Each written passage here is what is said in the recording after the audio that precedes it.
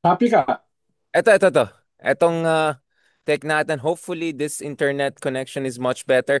Kasama natin ngayon, Yes, yes. di pa natutulog. Ito si Ronald Ronald Shogun Llamas kasama po natin ngayon. Sir Ronald, kamusta naman kayo diyan? Bago kang bayani ngayon. Paborito ka ng ni Mark Oleta and the rest. How does it feel, Sir Ronald? Bago matapos ang taon, you're entering Oo. the final list of blacklist. I must be doing something right, no? To effect such hatred, such disgust, no? Such insults, no? Ano kasi ginawa mo, Hindi Sir? ba nila alam, katulad ng sabi ni Nietzsche, what doesn't destroy me will make me stronger. What? Kaso yun nga, nakita mo yung Modern Family, sabi nung chubby na bata. Nietzsche said that, but how come Pedro, he got sick now, he cannot walk again, but he's not dead too. Sabi ng bata, what cannot kill you can make you also weaker. But anyway, hindi natin pupuntahan to. Nakita uh, mo yung Modern Family, meron yung part na gano'n, uh, pinagtawanan si Nietzsche nung oh, chubby na Latinong bata. yung Marcoses, yung kababayan mo ba Marcoses, Modern Family? Parang Ano, hindi ata kakatapos lang na-anticipate bumanat yun ng ah. kababayan mo si Amy eh. Yung Ibang class. kababayan mo si Amy, kakabanat lang eh, oh, sharpest line. Why do you think would Amy go this far? Is she smelling blood? I'm sorry, like, does she think na may chance siya mag-replace kay BBM? I mean, I don't think she'll ever be a president or vice president. Pasang-awa nga nakapasok sa Senate eh. Tingin ko last hura na niya yan, representing the DDS. Dahil yung Iglesia ni Cristo, pagkatapos niya magsalita, nag-fold up na eh. Nag-uwian na. Di ba? So, malinaw yung rift between the DDS and the Iglesia. Kaya pinayagan siya magsalita dahil siya si Amy Marcos, no? Pero parang yan na yung last hurrah in this incident ng mga DDS. Dahil kakaunti lang sila sa EDSA, tinaboy sila sa Luneta, no? At yung kanilang posisyon ay opposite ng naging posisyon ng Iglesia kahapon. No to military junta, no to revolutionary government, no to forced resignation of the president, no? Parang si Richard Haydarian yung nagsasalita imbis na iglesia. Wait lang. Pero na-confuse ako kasi mayroon akong mga kasama na follower ng uh, religious group na yun. Pero parang iba yung coordinated ba sila? May chat group pa sila? Parang iba yung narinig ko sa mga INC friends kong iba. kung pipikit ka pa, akala mo Catholic Bishops Conference yung nagsasalita eh. In fairness, very balanced, no? Very balanced. Parang yung position ni Cardinal David, position ng INC, very. Why do you think, Sir Ronald? Because you had a very strong presence of Aimee there in that event. Meron pa siyang yung parang Aimee boss, yung mga ganon. Tapos meron pa Hmm. Chavit Singson, meron ganon. Tapos yung mga DDS, tuwang-tuwa na. Ito na, the Kibuloy group. But INC took a very, I would say, measured, mature position on this. Were you surprised, Sir Ronald? Well, dahil while they were planning and doing all of this, no, JIL, KOJC, Chavit Singson, no, Maysug, yung Iglesia ni Cristo, while they were the main force in all of this, were also negotiating behind the scenes. And apparently, ay nakuha nila yung lahat ng kanilang hinihingi, lahat ng kanilang nire-negotiate. Kaya nagbago yung tono. Kaya nagbago ng tono. Eh, hindi ko alam kung ano yung kanilang ninegotiate. Pero apparently, they were very happy with what they got. No? Kaya nagkaroon ng breathing space yung Marcos government. The crisis is not yet over. Pero tingin ko, for the time being, ay nag-dissipate itong plano ng mga DDS na withdrawal of support. Itong Marcos resign, itong revolutionary government, parang pinulot sa kangkungan for now. Especially with the position of the armed forces 2 days ago, that they will stick with the Constitution, they will remain neutral at hindi sila sasama sa destabilization, with the position of the church na sila ay against any extra constitutional means, especially a revolutionary government and a junta, at yung nangyari kahapon sa Iglesia ni Cristo. So, pinulot sa kangkungan yung mga DDS. At hindi ko alam kung magpapatuloy sila na mag-rally bukas. Dahil parang nawala na sila ng steam at nag-fizzle out na yung kanilang calls to bring down the government. That's a very good point, Sir Ron. So you're saying show of force yan, basically leverage to get their best terms. So in a way, in fairness to INC, they're consistent. Unity pa rin sila. Unity pa rin ang gusto nila. Kapayapaan, di ba? Ayaw nila na. Oo nga. Parang kanyan eh. Oo. Parang cool pals. Pero inaayos to mo na nga yung sitwasyon natin para makauwi cool tayo no? Eh. Scoundrels unite. No? You have nothing to lose. Manifesto na, Sir Ronald. Manifesto na yan. A specter is hunting the Philippines. Ronald Llamas. Sir Ronald, wala ka naman siguro kinalaman dito, no? Sa naging kangkungan na naman mga DDS. Wala ka naman siguro kinalaman. Wala. Nasa Japan ako eh. I'm just watching from the sides, no? Parang naging suspicious ako na wala ka sa bansa, biglang may nangyaring behind the scenes deal, allegedly. Parang sounds very suspicious. Na kung saan wala si Sir Ronald, biglang may mga agreement side deals na nangyari allegedly, Sir Ronald. Ikaw kasi masyado kang suspicious character eh, no? Hindi, pinapawi mo nga ako. Sabi mo, Richard, di na tatagal to si BBM. Wala pang Christmas, wala niyan. Bakit? Di okay pa yan. Sabi kong ganun. Ayan tuloy sa Ronald. Okay pala eh. So, kumbaga, may breather na ulit ng contest si BBM. Do you think whatever now, behind the scenes negotiation will hold? Until the next crisis. Dahil yung testimony, expose ni Saldico is more political than legal. Wala naman siyang legal basis unless nandito siya, dala-dala niya yung kanyang ebidensya, yung kanyang resibo, at may corroboration yung kanyang sinasabi. Pero unless wala siya rito, it will just be basically for political goals. And for now, yung political trigger na yan, nawala. No? Nawala dahil nawala yung military na balak nila mag-withdraw ng support at nawala yung Iglesia ni Cristo na main mobilizable force nila. No? Let's be honest, impressive pa rin, no, for INC to bring out 500,000 people kahapon. Of course. In fairness, let's give it to them. Let's show respect. In fairness, I don't think any other religious group can bring as many people out. In fairness. Kaya nga, of course. Kaya nga umuwi sila ng masaya. Ikaw, masaya ka ba? Masaya ako. Kasi, I wonder, ano yung, wait lang, hindi ko na-gets. Pro-transparency and accountability. Wait lang, Sir Ronald. I'm just trying, nakakonfuse ako, hindi kaya ng Oxford level analysis ko dito eh. Pro-accountability and transparency. Pero nung 2016, actually walang pero. Nung 2016, BBM Digong, 2022 Unity Team, 2024, 2022, ayaw mo ng impeachment trial para tignan yung ebidensya ng corruption. Pero pro-accountability ka? Pro-transparency? Ano yung algorithm? Sir, I'm trying to figure out the mathematics there. How does it work? Ha? Paano yun? Parang yan eh. Method in the madness. No? Parang method in the madness yan eh.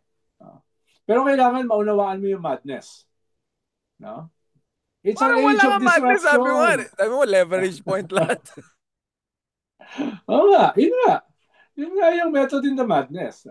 Actually, kung wala kang ma-negotiate, edi away tayo. Kung may ma-negotiate, edi uwian na.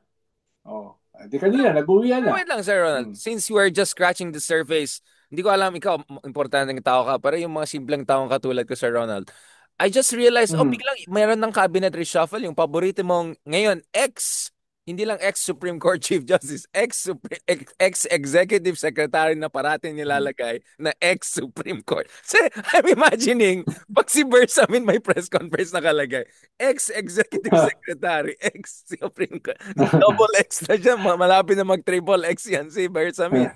Do you think may Yeah. kinalaman niya natanggal si Bersamin, natanggal yung DBM secretary is, I mean, to be fair, baka yun yung transparency, accountability concession ni BBM sa INC. I doubt it dahil more than a week na pinag-uusapan niyang kanilang pag-alis at yung kanilang pagpalit. Long before itong testimony ni Saldico. Ayun lang, na lampasan na ng events. Kaya idinidikit dito sa mga nangyari yung kanilang pag-resign. Pero even before, ay pinag-uusapan na yung kanilang pag-resign. Halimbawa, kaninang umaga ay sinabi ko na sa several interviews na matatanggal na si Bersamin. No? Si Pangandaman ay delikado. Dahil nga, pinag-uusapan na yan more than a week ago. No? Partly dahil nalilink sila dito sa mga testimonies ng mga whistleblower. Partly ay baka hindi masaya yung presidente sa kanilang performance. Dahil halimbawa si E.S. Bersamin ay hindi siya nagiging ES hindi siya linchpin, hindi siya crisis manager, hindi siya first and last line of defense ng presidente. Kaya uh, medyo problematic yung kanyang pagiging executive secretary. Well, kung buong buhay mo, ikaw ay judge at ikaw ay Chief Justice sa Supreme Court, parang yung skill set mo hindi para sa pagiging executive secretary. No? Kaya siguro, ito na yung kanyang graceful exit. Siya ay nag-resign. Pero No? the timing, remember Sir Wala Ronald, namang you said, tinatanggal eh. but the Wala namang timing, is it a tinatanggal. Lahat coincidence? nagre-resign eh. Ha? Pero coincidence ba yung timing na just right after the INC pro-transparency accountability rally, just after Zaldico's pasabog, biglang natanggal yung dalawa? Especially yung DBM secretary. I always felt she's Well, in a better spot. well, yes and no. Yes and no, dahil nga matagal na pinag-uusapan yan. Pero at the same time, pag may ganyang crisis, usually ang sagot mo yan, revamp. Naalala mo, nung nagkaroon ng crisis sa GAA, sa national budget, di ba? Magre-revamp daw ang presidente, pero naging review imbis na revamp. So lalong lumala yung crisis dahil hindi nila tinuloy yung revamp. Ngayon, kahit dalawa lang yan, it's practically a revamp. Dahil two of the most important positions in the cabinet, yung ES at saka yung DBM. So, at least pwede mong sabihin, nagkaroon ngayon ng revamp. At least pwede mong sabihin na seryoso ka na magreforma ng iyong gobyerno. Diba? At medyo nakatulong umalis dun sa crisis. No? Will that be enough? For now. For now. No. So may trabaho pa tayo sa Ronald. Kasi Hmm? Hindi, parang kami, dahil ikaw nasa UK ka eh. hindi nakikisakay nga ako, nakikiepal ako. Ano nangyari dyan sa Pilipinas? Tulong nga ako dyan. Sorry, nagtatrabaho ka rin pala. Oh, grabe ka naman Sir Ronald. Hindi lang ikaw nagpupuyat ng 11 p.m. and all of that. Oo, Sir kawawa, Ronald, sarap. kawawa ka naman, hirap na hirap ka na. Kawawa ka naman, nakakayayat ka na. Oo, oo. Namumutla ka na. Sir Ronald, bakit tayo bang Ang bully? sarap, ang sarap talaga mag-heckle, no? Bully ka talaga, hindi na hekel yan. Yung mga tulfo lang hekel ko, bully ka talaga. Sir, wow naman. Sir Ronald, Ah, so, ah. so wala na, medyo mukhang makaka-Christmas naman si BBM as president, more likely than not. Let's Oo, say tsaka New Year. 95% Baka confidence hanggang interval. Valentine. Oh, baka hanggang Valentine. Kaya hanggang Valentine. So why would Amy do this? Oh, I mean, does it even make sense for I mean, she's not only burning bridges na, no? I mean, could Amy be in trouble? dati pa. Dati pa yun. Wala bang wala bang remember Oh. at some point 'di ba meltdown na si First Lady kay Sara, 'di ba? Sabi niya, "Batshot ako diyan." After that, tapos na talagang unity team, 'di Mm. ba? Do you think we could see a moment whereby the First Lady said, "Alam mo, batshot din ako dito sa kapatid ng ano ko, asawa ko, gago to ah." Hindi, don't you think that moment might come? Medyo sumusobra na si Amy ah. Yeah. Tingin ko ay una galit siya dahil nag-fizzle out itong Marcos resign nila. Nag-fizzle out itong kanilang bring down the government project. No? At mukha na siya na yung dahil hindi makasalita yung mga DDS dun sa rally ng mga INC, siya na lang yung pinadala dahil hindi naman siya haharangan ng INC. Dahil siyempre, siya ay isang Amy Marcos. No? Kaya it's a combination of different confluence of events. Kaya niya ginawa yan. Pero tingin ko, yung dominant dyan ay galit. Galit sa kanyang kapatid, sa First Lady, at sa gobyerno ng kanyang kapatid. Galit dahil... Lalo na, siya yung nag-announce na magte-testify si Saldico 2 days bago nag-testify si Saldico. Ibig sabihin, privy siya.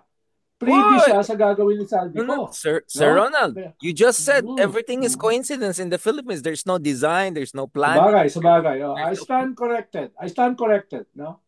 Mm. completely I stand coincidence lahat ng corrected. mga yan. I'm very sure Mm. about it. So basically, sumablay na naman ng mga DDS. That's basically isa pang sablay.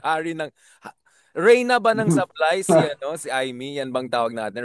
Uy, nag-press con siya kanina in English. Ha? Nag-press con siya. No? Princeton accent ba? Kasi kunyari nag-aaral Oo. sa Tsaka, Princeton. ang dami niyang sinabi na dati na niyang sinasabi. Pero Sabi ko, ano, pinakinggan ko, what was that about? So, hindi kaya weird na umaasa si Aimee na the DDS will support another Marcos, third major election cycle, 2016, 2020. Expect uh, that 2028, Aimee pa rin, isa pang Marcos ang supportahan nila. I mean, I think she doesn't have a lot of respect for DDS, no? Na parang fool me once, fool me thrice, hopeless case pa rin, no? hmm, uh, hindi, siguro tingin niya kasi there are a lot of fools coming out of the woodwork. So, it is a moment for fools. No? Fools like us. Buti nga fools lang. uh, hmm, Sir Ronald, alam ko antok ka na rin, pero ay nako Sir Ronald, kasi pag antok ka, delikado eh, maganda yan eh. Baka may masabi ka, hmm, marami tayong trending, parang sinabi ni hmm. Justice na off the record pala yung sabi niya. Sayang, may news yun. Sayang yun talaga. Alam mo yung kawawa, comment na ibang tao? kawawa, kawawa naman si Justice Carpio, pinapahamak ng Hidaria. Alam mo, comment ng tao, para mas type ko yung off the record ni Justice Carvio. Yung sa, sabi ko, parang Ronald Llamas rin pala si Justice. No? Sa magaling din. No? Kasama pa naman sa kanyang off the record yung kay Marcoleta. Yun pa naman, yung kay Mark. Yun, grabe, nag-trending yun. Kahit dinelete ko na, nakuha na ng tao. Eh, medyo late, too late na, Sir Ronald. Kaya ingat ka, Sir Ronald. Ha? Baka mamaya nila-live ka pa rin. Nagla-live show ka nang pala. Hindi namin alam, Sir Ronald. Oo. Baka yun ang ginagawa mong Ha? kung saan ka ngayon. Baka nagla-live show. What's the worst that I can say? Ano ba ba? Ano ba ba pwede kong sabihin? No, na off the record. Actually, inisip ko nga. Hindi, di ba meron ka bang mga kunyari, Sir Ronald? Meron pa, off the record. Ito sasabihin ko sa'yo, Richard. Tapos pag-google ko, yun yung sinabi niya kahapon sa isang show. Di ba? Tapos headline, Ronald Llamas says XYZ. Akala ko off the record yung X. So, hindi lang pala utak ng balita. Fake pala yung confidentiality natin. Ito ba mas malala, Sir Ronald? May kausap tayong kaibigan na common friend natin. Ah. Wait, sa kanya pala galing yung sinasabi ni Ronald.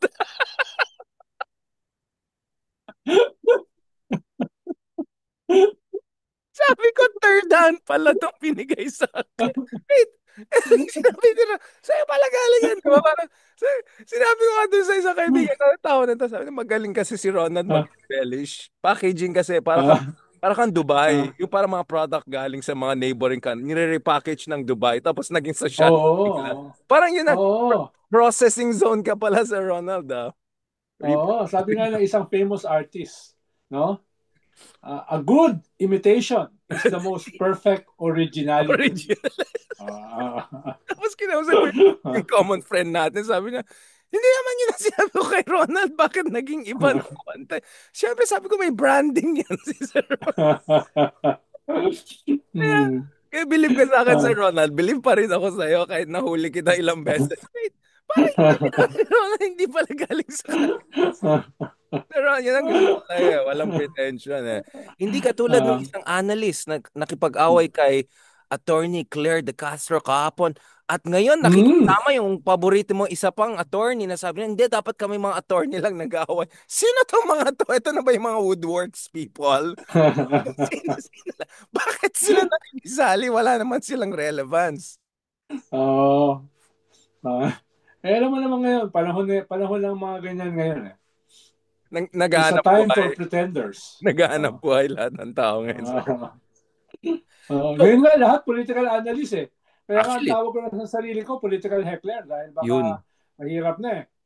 Kaya nga ako, Sir Ronald, back na ako sa Uh, public intellectual, Sir Ronald. So, I'm back to my ba. Oh. social, Ang alam ko, yung public intellectual, kanya by acclamation. walwal. Intellectual. Yan, intellectual. Hindi kailangan ng acclamation, Sir Ronald. uh, But, uh, so, where does this leave the good people, the good opposition, progressive opposition at this point in time? Kung mukhang yung DDS sobrang isolated na ngayon. Should we just well, ignore them? beneficiary yung real opposition. Dahil yung breathing space para kay BBM is also a breathing space for the real opposition. Dahil yung threat ng something extra constitutional was very alive just a few days ago. Di ba? Ngayon, ay may space ka. So, kailangan gamitin ito going into November 23 mobilization, November 30, no, and beyond. Kailangan ay yung real opposition, yung real anti-corruption movement, anti-impunity movement, kailangan siyang mag-mature into an anti-dynasty movement, into a pro-reform movement. At magpasulpot ng mga bagong leaders, both local and national, na layaban sa 2028. Now that possibility is getting stronger. Dahil just a few days back, kinakabahan yung mga tao eh. No? Magkakaroon ba ng RevGov, junta, no? Resign all, etc. Ngayon, I think for the next 3 months, ay medyo wala yan. Or yung possibility niyan is much lesser. No? Ay, dapat i-maximize natin yan to strengthen our ranks, to define our narrative, to choose our leaders. Tsaka still the Dahil momentum, no? marami sa mga leaders natin medyo tahimik pa eh. Kung hindi Bakit sila kaya? mag-scale up, kailangan ng mga bagong leaders. Hindi, sir, I No? wanna talk about it. Yung tahimik, nakita mo yung mga memes na lahat ng mga progressive, tapos, ang sabi nga ni Bato, di ba? Ano daw, mga komunista daw at saka pinklawans daw ay pro-BBM or tahimik sa corruption ni BBM. Mga hipokrito daw ang mga pinklawan at komunista. Ano masabi mo, Sir Ronald, since tayong dalawa yung komunista dito? Siyempre, natamaan din ako Mm. kasi komunista ako. Ano masabi mo? Yeah, una, coming from Bato, ay mahirap ng patulan yan. Baka magkaroon lang siya ng mileage. No? So, kung galing kay Bato, huwag mo lang sagutin. Lalo na nagtatago siya ngayon. No? Nasa underground siya ngayon. So, baka siya yung mas kinakailangan magpaliwanag. So, No? notes from the Uh, underground na siya ngayon. Oo. Dostoyevsky. Ikalawa, mukhang hindi naman tahimik itong mga pinklawan. Ang iingay nga eh. Di ba? From church leaders to civil society leaders, no? To podcasters, ang iingay nga eh. Di ba? Ang medyo kulang, yung mga dating leaders ng Pink, no? Na tumakbo or napunta sa Senate, sila yung medyo a little tentative dito sa mga issues na ito. Are you Pero meant, yung mga ito mass ba yung isa leaders, na na-endorse ng INC noong 2025? sino Kasama ba yun? yung Sino yun? Sino yun? Sino yun? Ha? Sino yun? Ang Sabi mo nga. huli ko narinig dyan sa INC endorse na kaibigan natin na Pink is parang Hmm. blockchain. Blockchain daw ang solusyon sa lahat ng problema natin. Oo nga, oo nga. Oo. Ayan, Wala akong alam sa blockchain eh. si Krista na lang tayo natin. Bitcoin na lang natin yung national Uy, budget. kaya nakita ko si Crystal sa Bilyonaryo ah. Ano Political na, analyst, regular na Crystal. sila. Si Oo. Krista at saka si Falsis, Attorney Falsis, mga regular na. Si Falsis nga, kinawawa si Panelo eh. Yung kaibigan mo si Panelo, wasak na wasak siya. Sabi niya, kayo nga DDS, wala nga kayong pinakulong na kahit isang kurakot ng panahon niyo. Ganyan, ganyan, ganyan, ganyan. Wala, hindi makasalita si Panelo eh. Nag, ano na, Ah, ah, naghang na yung system niya. So, Sir Ronald, huling-huli dito, what is your take dito sa issue ng corruption? How central it should be dun sa advocacy and mobilization strategy ng opposition? Because I don't know kung did you follow yung recent debates? May away na naman, nakisali na naman ako. Itong away on the issue of basically is should corruption be the central issue or not? Because ang sinasabi nung iba katulad nung kaibigan natin si Jesus Felipe, uh, among others na baka naman sa sobrang corruption lang tayo ng corruption, baka pwede bumaksak yung economy dahil takot na magkaroon ng spending. I mean, this is a problem we also saw during your administration, Aquino administration, whereby there was a delay or dip in infrastructure spending because of concerns with good governance. And we had a quarterly growth of only 4%. So ang concern ng ibang tao is that yes, we have to fight corruption, but more important, we have to make sure hindi tayo magkakaroon ng economic recession or excessive contraction because of fear of spending. Where do you stand on that given yung experience ng administration mo, na Pinoy administration, when they had to balance good governance and also economic output and infrastructure spending? Do you follow the debate, Sir Ronald? Kasi medyo intense siya eh. Kaya nakisali rin ako, dinagdagan ko pa yung away doon. Parang hindi ako nag-agree na yun yung terms of engagement eh. Dahil wala naman nagsasabi You mean na false debate? It's a false oh, debate. it's a false debate eh. Dahil nga wala naman nagsasabi na corruption should be taken in isolation. Lahat naman yan interrelated eh. Di ba? Pero ang problema dahil hindi tayo gobyerno, no, ay hindi natin magawa yung ating gusto na dapat ang anti-corruption ay dapat nakaugnay sa mga positive reforms, 'di ba? Para magkaroon ng investor confidence, para magkaroon ng higher consumption. Dahil kaya bumabagsak yung ating economy is not just because takot yung mga taong pumirma ng mga kontrata, kung hindi naman wala yung mga kailangan para mag-invest yung mga investors dito ay wala or very minimal, 'di ba? Yung lagi nating sinasabi na comparative advantage. Yung corruption naman sumabog lang yan ngayon eh, 'di ba? Pero Pero yung matagal na yan. comparative advantage natin, yung matagal na hindi naaayos ng gobyerno. Kaya I think it's a false debate, no? Iwan ko na lang sa inyo mga public intellectual yung debate na Yeah, yan. pero dun sa mga self-proclaimed public. No, I really want this kasi sir, I can see the appeal of focusing on corruption kasi meron kang target eh. Etong mga trapo, mga kurakot, mga Zaldi, Hari, whatever. But the problem is that, katulad ng sinabi mo, isa sa pinakamalaking dahilan na mahirap pa rin ang Pilipinas or underperformance is we never developed manufacturing sector. We did not create sustainable development. Just the other way, si Altman, yung head ng yung ChatGPT OpenAI, sabi niya, yung isang sector na pinaka maging affected ngayon sa AI, and which is really growing, is yung BPO industry, customer service. Yes. Bugbog tayo dyan. Pag mawala yung customer service na yan, bugbog yung economy natin eh. Kaya I'm wondering, shouldn't we have also a serious discussion about industrial policy, other important issues in addition and beyond corruption issue? I know you have to go na, Sir Ronald, but I just wanted to take your get your take on this issue kasi I think I see the emotional appeal, the mobilization appeal, pero we have to go beyond just witch hunt or going after bad personalities and holding them accountable. Bakit hindi usapin ng centrality eh?